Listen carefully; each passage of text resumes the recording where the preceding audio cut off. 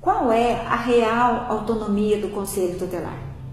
Hoje a gente vai falar um pouquinho sobre esse tema, um tema que tem gerado assim, grandes confusões, infelizmente, tem ficado complicado as ações do Conselho Tutelar quando se fala nessa questão autonomia. O que isso quer dizer?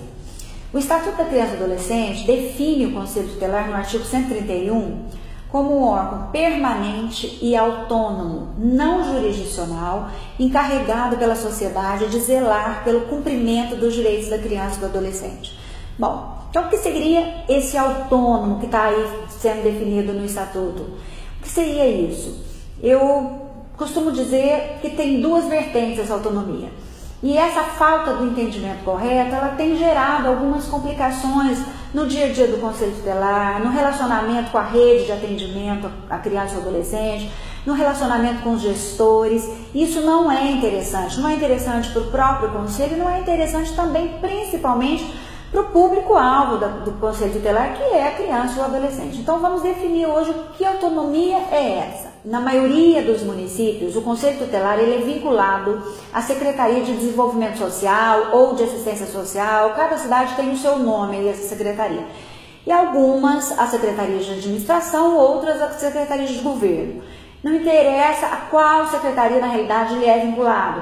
O que acontece é o seguinte, ele é vinculado ao Poder Executivo local, administrativamente, e em relação a isso o Conselho tem sim que prestar contas de algumas questões. Por exemplo, ele recebe dos cofres públicos. O Poder Executivo local, através da secretaria a qual o Conselho é vinculado, ele é obrigado a dar administração para o Conselho trabalhar, a dar suporte administrativo, funcionários, equipamento, computador, impressora, tinta, ou seja, ele recebe tudo isso do Poder Executivo local, que tem isso, inclusive, determinado na lei, no artigo 134. Pois bem, ele é vinculado à secretaria, à prefeitura e deve sim se respaldar a secretaria em relação a algumas coisas. Então, o que eu tenho percebido? Essa autonomia, muitos conselheiros, e eu posso falar isso por mim mesma, que fui conselheira tutelar, e algumas vezes eu tinha esse entendimento equivocado. Por ser autônomo, eu achava que eu não tinha que dar satisfação, eu achava que eu não tinha que me reportar ao gestor de assistência social em relação a determinadas coisas.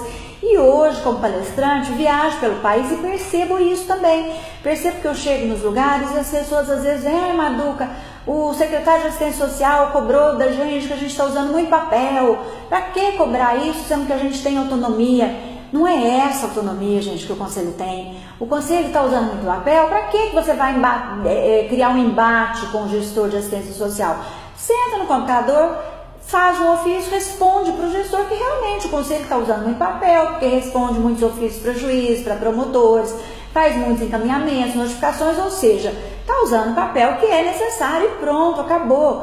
O que não pode o conselheiro entender isso como uma autonomia que não existe. E em questão de horário de trabalho, em questão de usar o carro para fins próprios, né, e que não sejam do trabalho, acham que tem essa autonomia, gente. Não é essa autonomia.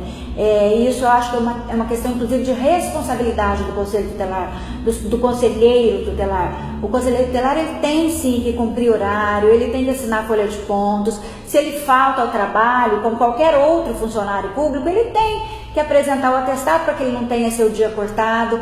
Isto é a vinculação que ele tem administrativa ao Poder Executivo local, através de uma secretaria do município. E isso é um fato. A outra autonomia, qual é realmente então a autonomia? Se não é essa que eu acabei de falar, que autonomia é que o Conselho tem? Muito, mas muito, gente, mais importante do que isso tudo. Muito mais importante do que essa autonomia para chegar a hora que quer, para usar o carro para fins próprios, para não dar satisfação quando vai faltar, para não querer emitir relatórios. Muito mais importante, porque a autonomia do Conselho é uma autonomia funcional, ou seja, o Conselho Tutelar ele tem autonomia para tomar decisões em relação aos casos que ele atende.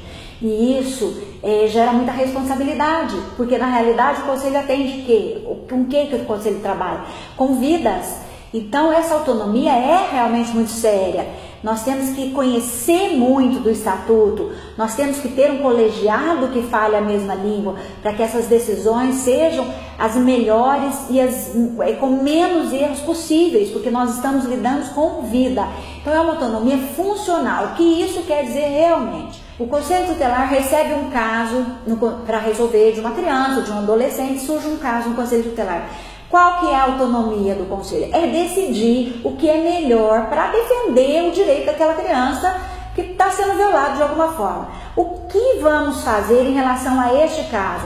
Nesse caso, gente, a gente não precisa, o conselheiro não precisa buscar, ligar para o promotor, ô promotor, eu posso fazer isso, ô juiz, eu posso fazer isso, ô prefeito, a gente pode fazer isso. Não, essa autonomia o conselho tem. Agora, eu seria irresponsável de falar sobre essa autonomia se eu não falasse de outras duas questões. Conhecimento do Estatuto da Criança e do Adolescente, conhecimento das leis que são afins, para quê? Para que o número de erros seja mínimo dentro do Conselho, porque as ações são todas voltadas em cima de vidas. E falar também do que? Do colegiado, porque no Estatuto diz que o Conselho Tutelar é autônomo, no Estatuto não diz o conselheiro é autônomo. O conselheiro sozinho ele não tem autonomia nenhuma, e eu tenho visto muito isso. Situações em que você chega nos municípios, o caso é da Maria, o caso é do João, o caso é da Maduca. Não, o caso não é da Maduca, não é da Maria, não é do João.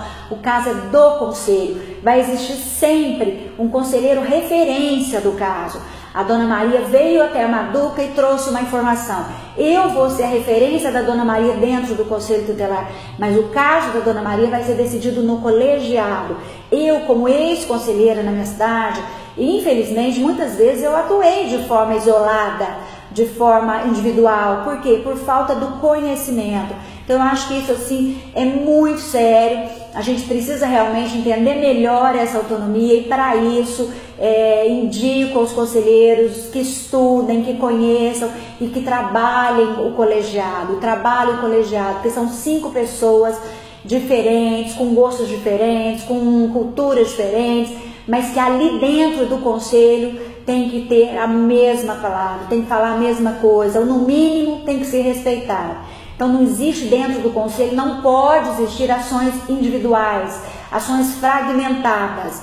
Dentro do Conselho Tutelar, a decisão é do colegiado, o colegiado é soberano. Então a autonomia do conselho é essa, é em cima dos casos atendidos, e para que as decisões que o conselho toma em relação a determinados casos aconteçam efetivamente, o conselho pode e deve requisitar junto à rede de serviços, requisitar serviços nas diversas áreas, assistência social, saúde, para quê?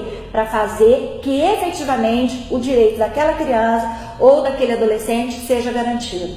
Então pensem e entendam essa autonomia, autonomia funcional. Administrativamente não, administrativamente o conselho é vinculado a uma secretaria e deve sim se reportar a essa secretaria em relação a determinados assuntos.